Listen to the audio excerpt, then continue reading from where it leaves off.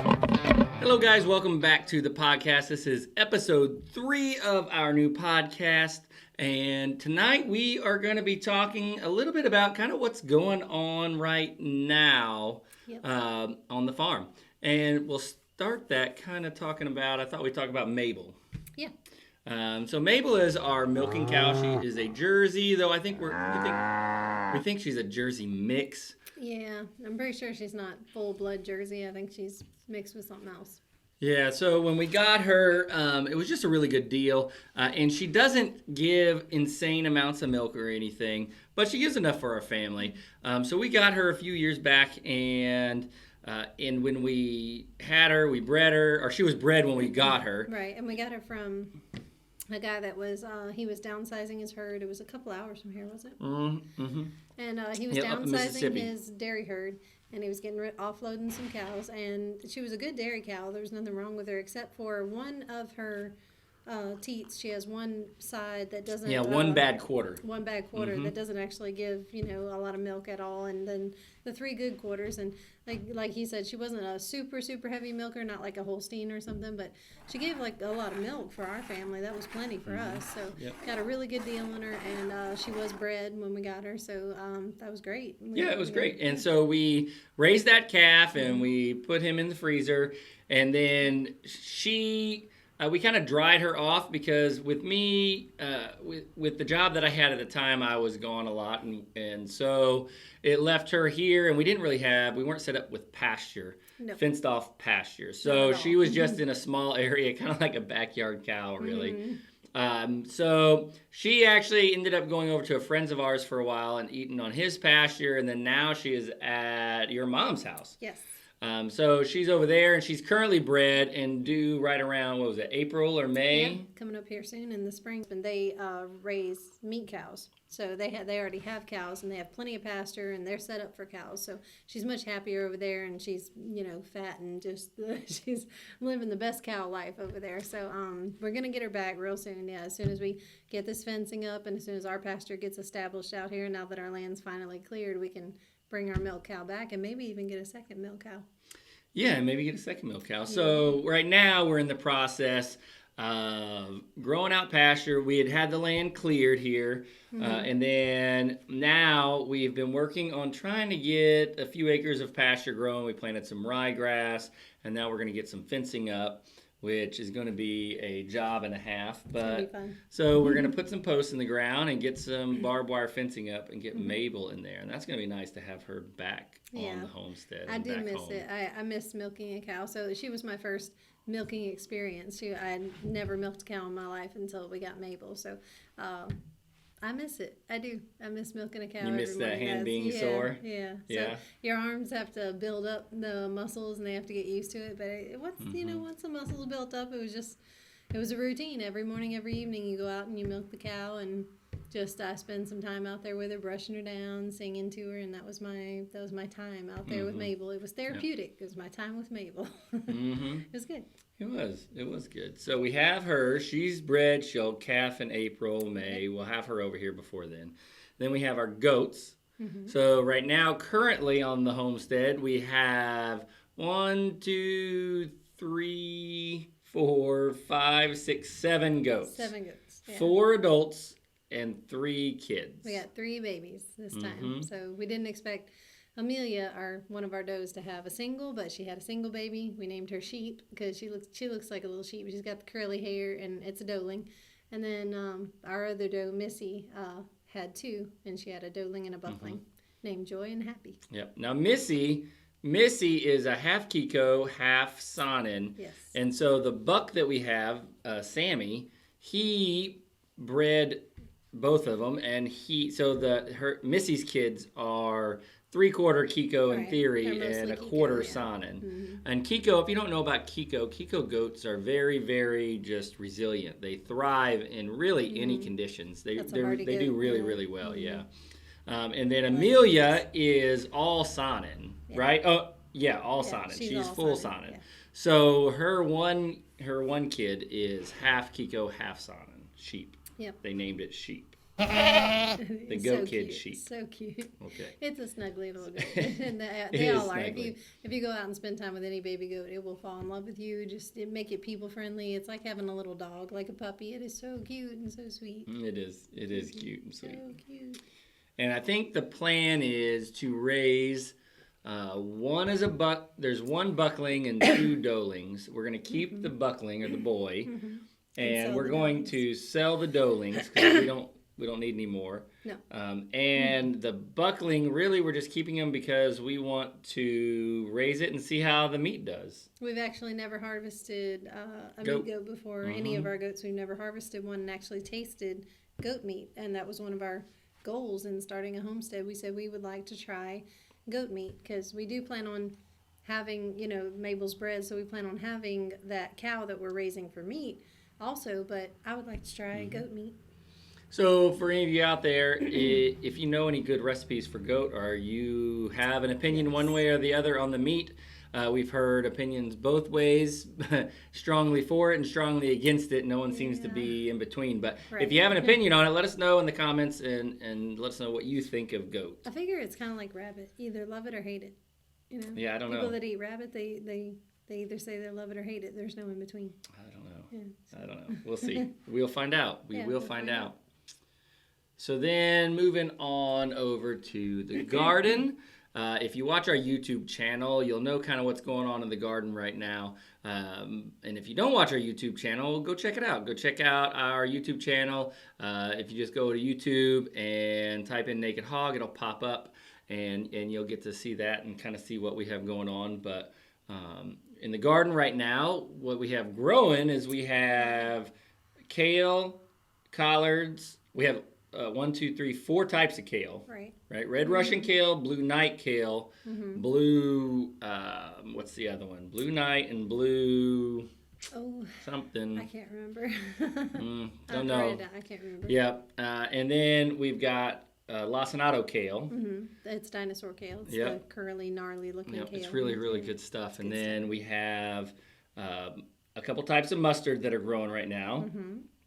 And then we had people specifically ask us, "Do you have any mustard greens?" So we had not grown them before, but we got have mustards. them now. We got They're mustards growing. on the They're way. growing. They're growing. And then we have collard greens, top bunch collards. Collard greens are probably my single favorite thing from the garden. Collard greens and cornbread, you cannot beat that. This southern boy could probably eat So collards good. and cornbread So like every good. night and not get tired of it.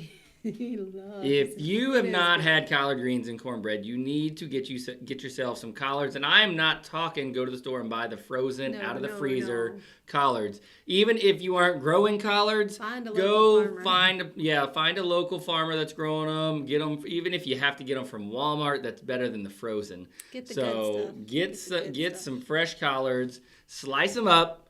We stack them up and then we roll it. And then we slice it into, probably strips. Yeah, like half-inch to 1-inch strips. Yeah, just cut it and chop, chop, chop. And then we put it in with some, we put it in with either bacon or... Bacon's the best. Yeah, bacon, or we have those smoked pork bones that we had smoked that we used that as well. But put it in with something like that, and then add a little chicken broth. Let it cook down for 30, 45 minutes. Just cook it till it's tender, till you can eat it, because collard greens can be tough sometimes. Yeah. And then while that's cooking, whip you up a batch of cornbread, and not Jiffy mix. Like if you like that.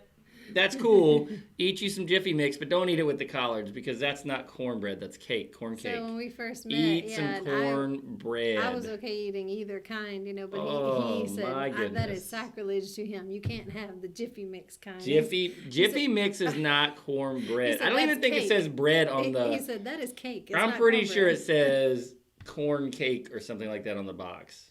So he didn't like the box stuff. He wanted the real, Yeah. cooked it in a cast iron pan, the real homemade cornbread that's not sweet. That's what I grew up on. You didn't grow up eating not sweet cornbread? And when you're eating collards, that's the best way to go. Who feeds their kids good cake stuff, for dinner? My mama did. Corn cake, sweet. That That stuff's got more sugar than a Mountain Dew. Sometimes we had the box Jiffy cornbread. That's Oh my goodness. Anyway, moving on. So that's a great dinner. Some real cornbread that's not sweet, plus some good collards, and that stuff is Awesome. So we also still have our allium bed that'll be ready in the spring. Yep, so we got all our the onions going. just And in that, yep. Well, hold on, don't leeks. rush through. So we got 4 types of onions. Oh, I don't remember the names. Yep, so we've got Savannah onion, the something sweet onion, Creole, we got red Creole onions. Creole onions, I remember. And then we've got, shoot, what's the other ones? There's another one. I can't think of the name of it. Oh, well, I don't remember. We'll have to look and see. Maybe we can tell them next week. We had only one type of leek, right? Yeah, one type of leek. Tadora leek. Something like, I don't know how you say it, but yeah. And then elephant garlic. Then we have elephant garlic in there, and the elephant garlic I'm super excited about, guys. The elephant garlic is not technically a garlic. I think it's in the leek or the shallot family? I think it's leek. Family. Are you sure? Shallot or leek? Either way, I believe it was a shallot, and yeah, I think that's right. Shallot family. But it looks and tastes like garlic. It looks like giant heads of garlic, and it tastes just like garlic. You use it and cook it just like you would garlic, yeah. But the one reason that I really like it is because regular garlic, when you put it in the pan and you cook it, and if you leave it in the pan too long, it gets a bitter, acrid flavor to it. Right. But this elephant garlic doesn't do that. And I found out because I left it in the pan too long. I walked off. I forgot about it. Ask him how he knows. Now, it didn't burn, but even when garlic doesn't burn, if it browns too much, it gets a bitter kind of off taste to it. But this elephant garlic doesn't. So there you go. And the cloves are giant. So who doesn't want more garlic in their food? Huge garlic, yeah. More is better when it comes to garlic. More is always more. And we put a lot of it in the grill. Garlic and basil. You can't go wrong with garlic and basil. Yes, gotta have it. Yep. And then what else? So then we have our cabbage. Cabbage. We have 3 different types of cabbage: red jewel, cheers, and again, I'm at a loss. I don't know what the third one is. Got some cabbage. I can't remember. But it's kind of slow coming. What kind of hope do you hold out for them to really make a big hit or come along? Because they got hit hard by that freeze. They got bit. The frost. Yeah, they did. So when we planted, we kind of had lots of things in the garden that got hit and slowed down by the frost. So it's not as far along as we would want it to be. No, but it is getting bigger. I think they'll come along. We'll talk about what we're going to do to those, but I think it's going to come along. Then the big thing we've had lately is we had broccoli. We've had a lot of broccoli. Yeah, we have most of our beds. Okay, so we have 4 beds that are 35 foot by 30 foot. And then we have the rest of our beds, and those are 40 foot by 50 foot. So the smaller ones are 1,000 square foot, and the bigger ones are around 2,000 square feet. So one of the bigger beds, we have half of it planted with lettuce, which we've been eating on, and then half of it planted in broccoli. And this broccoli, oh my goodness, guys. What was it? Probably 8 or 9 rows of broccoli? No, it was 7 total. 7 rows. 7 rows of broccoli. And we have harvested a ton. We didn't think it was going to be broccoli. I don't know why in our mind we were thinking that wasn't that much. But when we started harvesting, that was a good bit. It was. 7 rows is a good bit of broccoli, and some nice heads on it. Beautiful heads. Yeah, and you talk about something people want to buy. Yeah, we covered it during the frost so it didn't get ruined as it was flowering up and making the as it was heading up and making the florets. And, we saved them from the frost, but man, warm days came and they just you got to get them quick. Like when you see them starting to really make and get big and come to fruition, you got to go out there and harvest them, because you'll go out a day or two later and they've already gone to seed. They've already flowered out, and then they get once they flower, they start to get kind of the texture changes. They get a little bit grainy, and then they lose a little bit of their flavor, and they're not as good once they start to go to flower. But if you're growing broccoli and you don't get it out there in time and it does start to flower a little bit, no big deal. Eat it anyway. Don't chuck it. It's still good. Yeah. And the stem, like some people just eat only the broccoli head that you see in the store, but we eat the whole thing. We eat the stem. You can slice it up, chop it up, grate it. So what did we do last night for dinner? We had a kale salad with it had the lacinato kale. It had grated kohlrabi, grated broccoli stems, and then a poppy seed dressing that we made with homemade poppy seed dressing. Mayo. What was it? Mayo. So good. mayo, milk, poppy seeds, of course, sugar, and then our homemade pear vinegar. Yeah, I was about to say you put some vinegar in it. Yep, the homemade pear vinegar. Yep. It was just so good. And it was really, really good. Really like, good. If any of you ever bought kale salad and had the poppy seed dressing on it, it was so close to that, except better. Oh, it was just fresh and just delicious. delicious. I can't wait till we have all that other kale ready to harvest to kind of do a mixed kale salad. That's gonna be really good. Let's see what else we got growing. We have the Brussels sprouts, which are coming along slow as well. And then the rutabaga, which took a while. I didn't think the rutabaga was going to make it. Yeah. But yeah. I didn't hold out much hope for it. Yeah, but it has definitely kind of picked up, and it started to take hold. So hopefully we get roots out of those. Mm-hmm.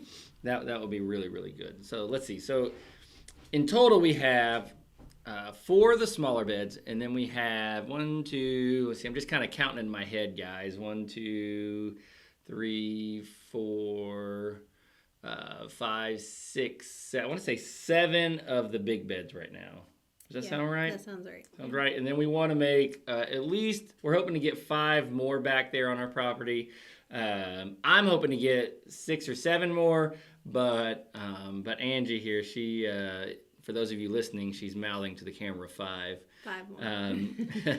We'll be lucky to get 5. And then, in addition, the other things we need, in addition to those beds, we have to make a bed for strawberries, and then we've got to plan out a place for muscadine and blackberries. So the muscadines and blackberries have always been kind of in the plans, in the works there somewhere, and like alongside the orchard idea was the muscadines and the vining things.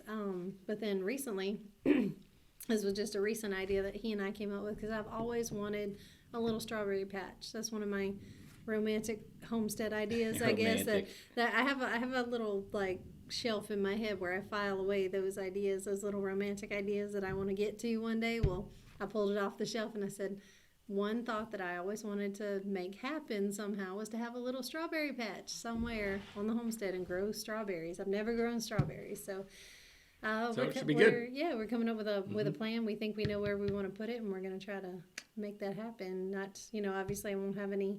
I didn't put any in time for this. Yeah, so it won't be this year. We won't be putting them in this year. But this coming season, for this year, later in the year, we're gonna give that a real shot. Yep. I think that'll be really good. It'll work. I'm looking forward to that. The muscadines and the blackberries. That's kind of what we're gonna be prep. That's the main prep for the stuff coming next fall, which is crazy to be thinking about that. No, but prepping for the stuff coming next. Yeah, especially when you just have freshly cleared land and you got to kind of make sure you got an eye towards what you want. That was it's going to be really good. Our jumping board there, our starting platform. That was when the land got cleared. We're off to the races now. We are just planning and dreaming and dreaming. Yep. But one thing we did get done this last fall. What did we get planted out there by the road? We're still planting it. What? You remember? We just planted all those trees. Oh. Yeah, the orchard. So the orchard is mostly done. We still have to buy some trees. Yeah. Just a few. But all of our peach trees are in. Just got done doing the blueberries. Thank goodness. Got all of our figs, don't we? Do we have all our figs? Or? Don't have all of our figs. We need a few more. No. And need a few. And we need our citrus. So we need some citrus. We're we don't know. We want to get some lemon, some Meyer lemon, but beyond that, I don't know exactly what we're gonna get. So we're gonna have 6 citrus trees. If you guys have thoughts on what would work here in Zone 8B as far as citrus, what you think, what would you do with the six spots, right? So we're going to have lemons, and then the other options, obviously, the obvious ones are oranges and limes. So would you put, how many of each would you put? What do you think? I don't know really what to expect as far as how much you get from a harvest on a lemon tree or an orange tree or a lime tree, so I don't know how many to plant to make it worthwhile. I'm willing to throw in extra this or that, like a lime tree or a grapefruit tree here and there, but my main focus of what I want to have is oranges and lemons. Oranges and lemons. So maybe half and half. Maybe we'll do half. But I don't know. I like limes. Maybe 2 lemons, a lime, and 3 oranges. That could work. I don't know. Do you have to have something to pollinate the lime tree? I have to look that up. I don't know. I don't know. Anyway, give us your thoughts, guys, in the comments. That would be good to get your guys' thoughts, too. And then, so we have you said peaches, right? So we have the not peaches over at Cog Hill Farm, but peach trees that you plant in the ground. Got all our peach trees. Yeah. And so we have all of them? Yeah, all of our peaches. Oh, 9. Yeah. Wow, good job us. Yeah, So 9 peach trees, 2 apple trees right now, so we need 7 more apple trees. Got to catch up on apples. We have all our pear trees, 6 of those. Mm-hmm. And then we're going to get 6 citrus. We don't have any of those yet. Mm-hmm. We have most of our blueberries. Mm-hmm. We got to get a few more. 17 more, right? Yes, 17 more blueberries, yep. 17 more. And then we've got to get, let's see, I think we have 7 fig trees right now, and we need 5 right. more. That sounds right. Yeah. So I think that's right. So progress, right? Yep. And we got to get a fence around it. Yep. So the chickens get into the we have a few chickens that roam around, a few little chickens, bantam chickens, and sometimes they get into the garden. They nibble on the baby lettuce when it's little, and whatnot. So we're gonna put a fence around the orchard and the garden, and that will also let us do kind of something we want to do in the future, which is let the ducks go out and nibble around in the orchard, because it's supposed to be good. Ducks are supposed to be good for the orchard, especially runner ducks. They're supposed to go out and really take care of bug problems and slug and snail problems and things like that Especially in your once orchard. the trees are far enough along. Once they're developed enough and the ducks aren't going to hurt the trees, I think they can benefit the orchard a lot. And it'd be really awesome to have some sort of ability or option to free range our birds. If we have our garden fenced in and they're not a threat to the garden, it'd be so nice to be able to free range our birds again. I just really liked it when the birds free range. So I didn't like the porch problem they got on my porch a lot. The porch problem. It was a big problem. The chickens were the problem, not the ducks. The chickens were the problem. But again, future plans, we plan to have a screened-in porch, so we can fix that problem. But I really liked the idea of them just like having the whole land and yard, and they didn't go too far, and they stayed right here. They just took care of all the bugs and ran off any snakes, and it was good. They were just happy birds. It was good. It was good. It was really good. I really liked that. Yeah, that'll be good when we get that back. So now kind of what we're going to be planting. So the next thing we have on our agenda to put in the garden, not necessarily the next seeds we're going to start in trays, but the next thing we're going to plant out in the garden is we have to make a place for potatoes. It's tater season, you guys. Coming up real quick. So if you're in zone 8B and you're looking to plant potatoes, here come around not Thanksgiving. I was going to say Thanksgiving. Here come around Valentine's Day. Between Valentine's Day and the end of February, you really want to be looking to get your potatoes in the ground. Yep. So we have 2 types of potatoes we're planting this year. We're planting Kennebecks. And they're like regular, as Travis and Greg talk about over on the Row by Row show. They just recently did a show all about potatoes. Yep. And they call that the fry potato. The Kennebecks are the fry potato. And then you have the Lesotho Reds. We got the Lesotho Reds. So those are our 2 potatoes that we're growing this year, and we got maybe a little bit more than we should have. I don't know. I mean, it is a lot of. We got a lot. So we got 50 pounds. 100 pounds. Yeah, 100 pounds of each. 200 pounds 50 total. pound sacks, but 2 of each. So we got 100 pounds of each potato. So it sounds like a lot. I know. It does. And some people freak out and go, "Why did you get so many potatoes?" But I mean, we're a family of 6, and we're hoping to have enough potatoes for the entire year. We're growing a year's plenty worth to sell of potatoes and hoping to sell them. Yeah. So I mean, I think that was a reasonable amount. I mean, I might be regretting that when we go to dig them, but I mean. Well, so we bought enough. We bought enough to plant 1 2,000 square foot bed of each, and we get 18. We have 18 40-foot rows in each bed. So that 200 pounds should be enough for us to fill 2 beds and have a little bit left over to give away or give to friends and neighbors or whatever. Worst case scenario, we'll eat it. So. Right. My only worry and concern is the rain. Now it is it's a wet spring, and that's the only thing you gotta worry about with potatoes. You don't want to get too wet. Wet spring, And I'm worried about that with the garlic and the onions as well. Yeah. They don't like constant wet. They're not going to do well. So. Yeah. So I'm hoping the rain lets up come spring, though last year it did not. So hopefully this year will be a little bit better. Also, that's kind of why I'm kind of leaning towards the end of February to give that rain a shot to leave. If you plant them too soon, and you're you're running a risk, at least here, you're running a risk of having a rainy spring and everything just being for nothing. And there's nothing worse than doing that hard work and then have nothing to show for it. Yeah, that would be sad. Yeah, it would be sad. And so then I guess we can talk kind of about how we're going to plant them. There's the debate, plant whole potatoes or plant cut potatoes. We're going to cut ours in slices with 1 or 2 eyes on each piece. And the reason for that is when you plant a whole potato, you may get more potatoes out of each piece. So you can, I guess, technically get more potatoes from a row, but they're going to be smaller potatoes because they're crowded. And when you plant individual pieces that have 1 or 2 eyes on it, those potatoes aren't crowded, so they end up bigger. You may not end up with I guess, technically as many potatoes. But you get the kind of potatoes that you want. You get potatoes that you can eat. I mean, so that's good. I guess if you're just going for like new potatoes, I guess it wouldn't matter. Yeah, if you're looking for the baking potato or something that you can cut into fries, you're going to want to give that potato plant plenty of space to make good potatoes. You're going to want to cut that up. And then... And then you want to make sure that you give your potatoes plenty of nitrogen, and that seems not nitrogen. You want to give them plenty of balanced fertilizer. So we're going to be giving ours 20-20-20. We're going to give them a couple shots of it. Well, probably 2 or 3 shots of it once right after we first plant them, and then we'll give them another big heavy dose and heavy feeding.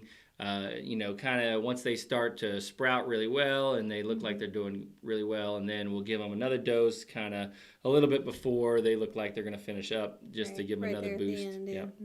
Yep. You don't want to give them all nitrogen because you don't want to grow all foliage on your potatoes. You want potatoes. That's the reason. And nitrogen is always going to boost your foliage on your plant.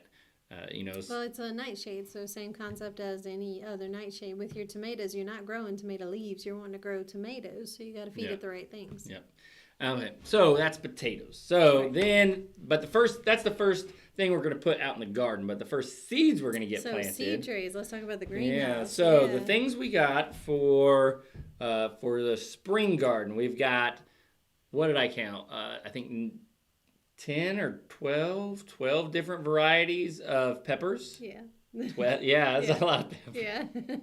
So we got 12 different varieties of peppers. We're trying to grow an even amount of sweet peppers and hot peppers. We have a market for both here. Yeah. The only thing we don't have yet is we don't have our ghost peppers or our habanero peppers. Right. And both of those we want to grow, as well as maybe some Thai chilies. Because we have some others that are... we got some Serrano with the Serranos and the Cayennes, but we want some stuff that actually kind of kicks up the heat an extra notch, because we're going to try and sell some to the Hispanic and the Asian communities, and they, are not going to be satisfied with just some Serranos. And we've had people specifically ask us, do you grow spicy peppers? And we're like, what? And they said, like real spicy peppers, like the good stuff, you know. So we're going to grow stuff that's, a little bit spicier than the average pepper. So we're going to plant all that. Peppers are really, really hard to germinate. Yes. And so we're going to grow. They are. I know that sounds weird, and I don't eat a lot of peppers. I love them cooked into food and dishes, but I don't eat a lot of peppers, but I just love to grow them. It's a fun plant to grow. It is. And we're not a fan of bell peppers. No. We use mostly like chilies. Yeah. Whether it's spicy or not, we use mostly peppers that are not bell pepper types. Right. Because we're just not fans. Not fan flavor. No. But we'll probably talk in the next episode more in depth about how we're going to do the peppers. That's a whole nother issue. Peppers are really hard to germinate. So we talked to Greg, and he had some recommendations, as well as Travis, and we're going to kind of go into that on next week's episode on the podcast, and maybe we'll have done it by then. Yeah. And then the other thing we got... That's another thing that people tell me I'm kind of insane for when I tell them how many we're going to be planting is the tomatoes and peppers. We have so many. But again, enough for us and enough to sell. So I think it's logical. I think it'll be good. I hope so.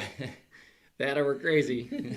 Or both. So the other thing... The tomatoes. So tomatoes, we have not quite as many varieties of tomatoes, but we still have a good bit. We've got probably 6 or 7 varieties of tomatoes. It's plenty. Yeah. We've got one that I'm super excited to try, the mountain Vineyard. Yes. Mountain Vine. Is it Mountain Mountain Vineyard or Vineyard. Mountain Vineyard tomato? So And we've heard such good things about that Mountain Vineyard tomato. But supposed to be really good flavor. Yeah. It's a grape style tomato, and it's a semi-indeterminate. So. Right. The difference between your indeterminate tomatoes and your determinate tomatoes, and we can go into another whole show about tomatoes, but just real quick, indeterminate tomatoes, they kind of keep on growing, and they set fruit a little more slowly, but it's throughout the whole span of their existence.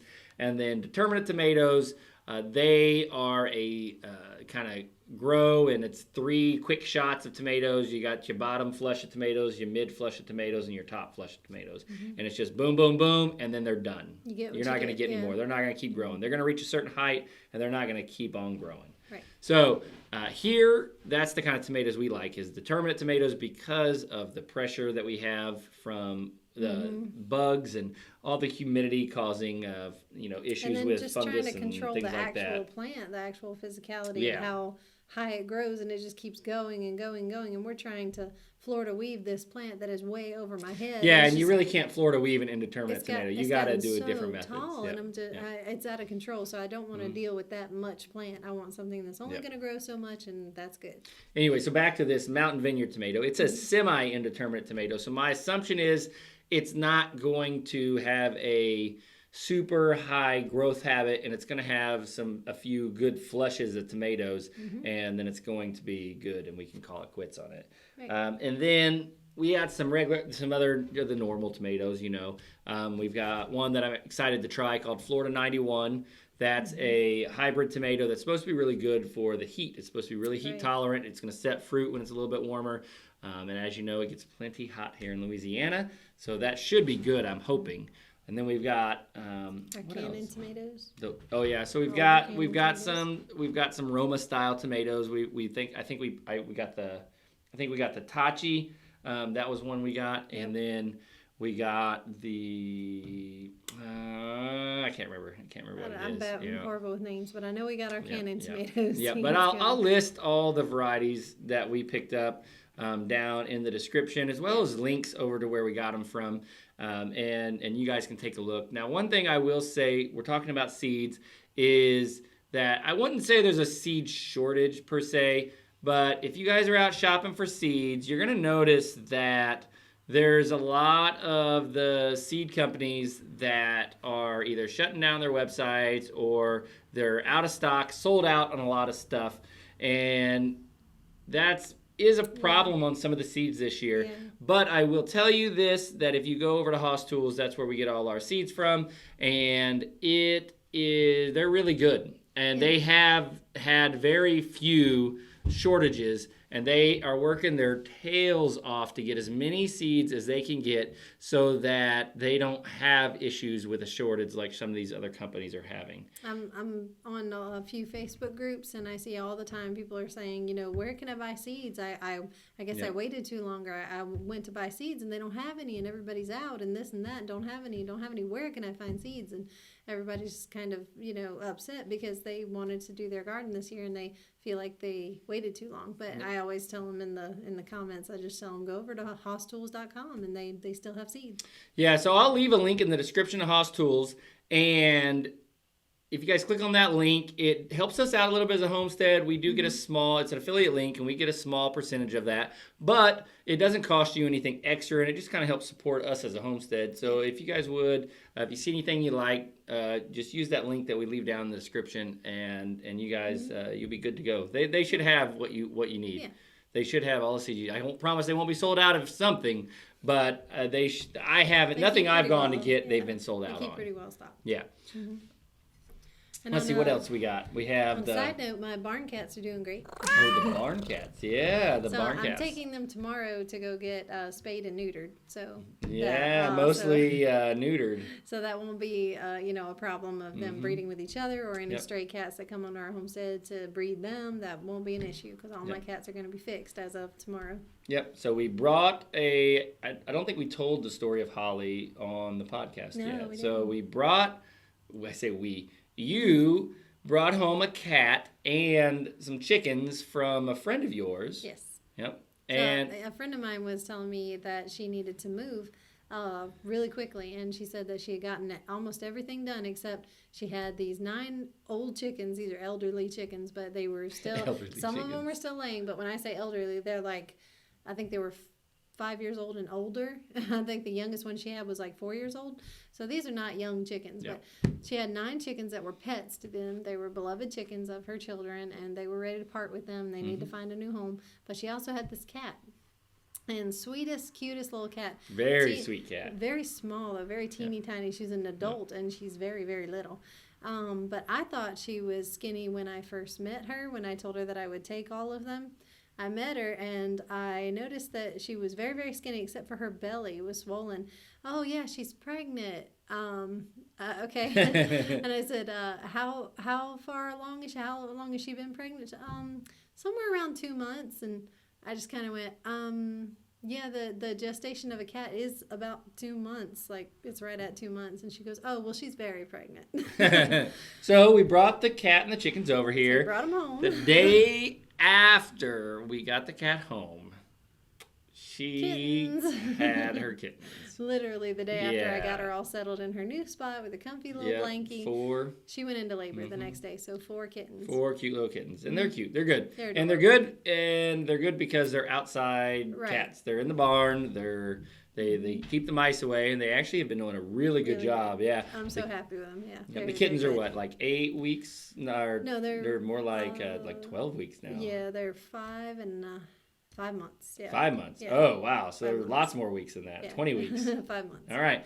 So 5 months old. And they have been So they're beyond the point where I wanted to get them spayed and neutered. It's just I didn't have time, but we're getting it taken care of tomorrow. Yep.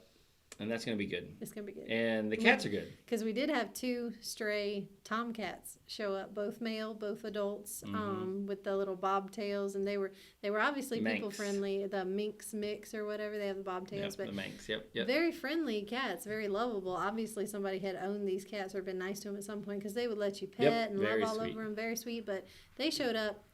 And they, showed up to breed my cats. And so that's when I was like, okay, we got to get this problem taken care of because that's just going to keep happening. You're going to have strays that are just going to show up, especially if you live in the country and you got all these people and woods and everything. You're going to have strays that show up, and, you got to make sure that you're not swimming in cats. So, yeah. Yeah, so that's going to be good. I like the cats. They keep them, like I said, they keep the mice away. And they I'm sure they keep the snakes at bay too, so they're good. They roam around. We have a raised house, and so they kind of roam around underneath the house, and they roam around the garden and the yard, things, and so they keep all the mice away, and they keep the goats entertained because they hang out with the goats a lot of the day. So I figure with 5 cats, I should see very little mice. That's what I figure. Yep, I hope so. Yeah. And so let's see. Back to the garden. We have, the tomatoes and the peppers are the next seeds that we're going to be starting in there because they take a little while to really get going. And then we've got, I haven't ordered summer squash yet, but we're about to order that. That's a whole other. Yep, we're going to get our summer squash in, and winter squash, summer and winter squash. And summer squash and winter squash, you can plant those at the same time. Winter squash is not winter squash because you plant it in the winter. It's winter squash because they keep. Right. Winter squash makes something that they keep. Right. You grow them both pretty much the same season, the same time. You just store the winter squash, and you eat the summer squash that season. Yeah, because it doesn't keep. It's going to keep in your fridge. You need to eat it. But the winter squash is usually squash that will keep for months. Store in a cellar, store on a dark shelf somewhere. Yep. So that's kind of where we are with our seeds. Can you think of anything else?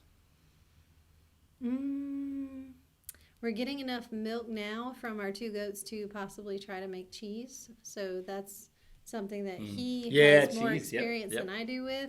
He has a lot more experience with cheese, but that's another thing that I'm not good at yet that I want to get good at. I want to read up on it a lot. I want to get the stuff that I need to make the cheese, and we're going to start making our own cheese. And I have a bread book that I'm going to start utilizing here soon to make my own bread. Yep. Kind of like a... almost, I would say, a sourdough style bread. Yep. So we'll make our own starter for it, and we'll keep that going and keep it fed, and then we can just make bread off it. So we are definitely kicking off into a busy spring season here. Yeah, real fast. really busy. Real fast. Really busy. So that kind of brings us current, and the next episode we'll kind of go into a little bit more in depth on how we're going to germinate our tomatoes and some other details like pest control, things like that. We'll kind of go and dive a little bit deeper into the gardening side. We want to eventually bring our daughters out here one at a time to do one podcast at a time to have them tell you about, number one, their side of things, but also they each have their own little individual entrepreneurial spirit, and there are things that they want to sell or start a business with or just make some side money, and I want them to tell you all about it and how they plan to do it, because they're so creative and they're so ambitious with it. They're really ambitious. Yep, they're motivated. Yep, that's good. Thank you guys for watching. We really appreciate it. Make sure to hit the like button, hit the subscribe button if you're not already, and be sure to check out this other video up here from our main channel where we kind of show you around the farm. It's not just us sitting here talking to you. You'll like our family videos. They're so fun. Yeah, they're fun. Yeah, they're fun. We have fun making them. I hope people have fun watching them because we have fun making them.